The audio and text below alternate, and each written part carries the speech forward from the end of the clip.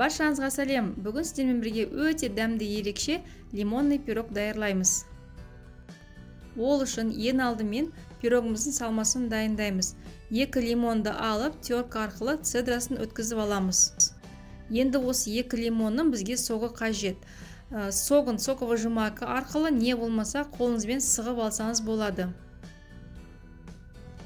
Лимонның сегі өтіп кетпес үшін сүзгіштен өткізіп аламыз.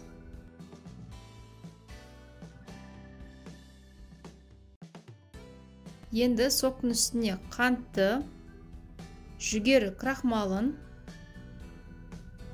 2 дана жұмыртқаны жарып саламыз.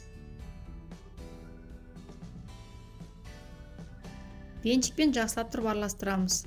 Қоюлану үшін пештің үстіне қойып аламыз. Міндетті түрде қоюланғанша араластырып тұру қажет.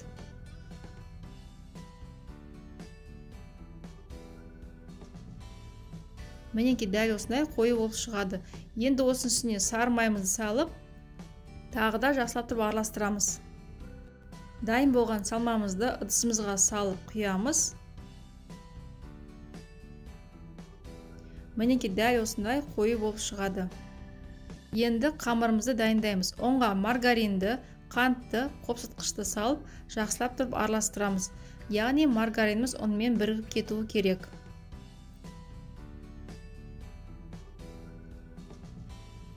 Дәл осында үгітілген болуы қажет. Осының үстіне 1 дана жұмыртқаны, 1 қасық қаймақты салып, алдымен қаспен араластырып аламыз. Кейіннен қолымызбен қамыр илейміз. Мінекей қамырымыз дайын. Қамырымыздың кішкене бөлігін пирогтың бетіне әрлеуге алып қаламыз.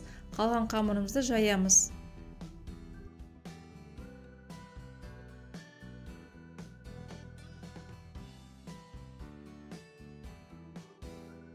Қамырымызды біркелкетіп жайып болғаннан кейін формамызға саламыз. Қамырымыздың шетін формаға біріктіреміз. Салмасын салып біркелкетіп жайып шығамыз. Енді үстіңгі бөлігін дайындаймыз. Мен дәл осылай кесіп алдым.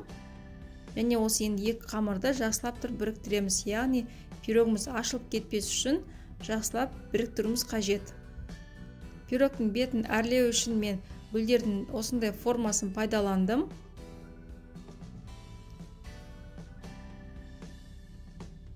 Мінекей осылай етіп қойып шығамыз. Пирогтың бетіне 1 шай қасық айран қосылған сары уызбен жағып шығамыз. Мұндағы айран пирогтың бетін өте жұмсақ қылады. Дайын болған пирогымызды 180 градуста 30-40 минутта пісіріп аламыз. Мінекей пирогымыз өте керемет болып шықты. Достар, егерде менің осы видеом сіздерге ұнаса, лайк басуды ұмытпаңыздар. Астарыңыз дәмді болсын.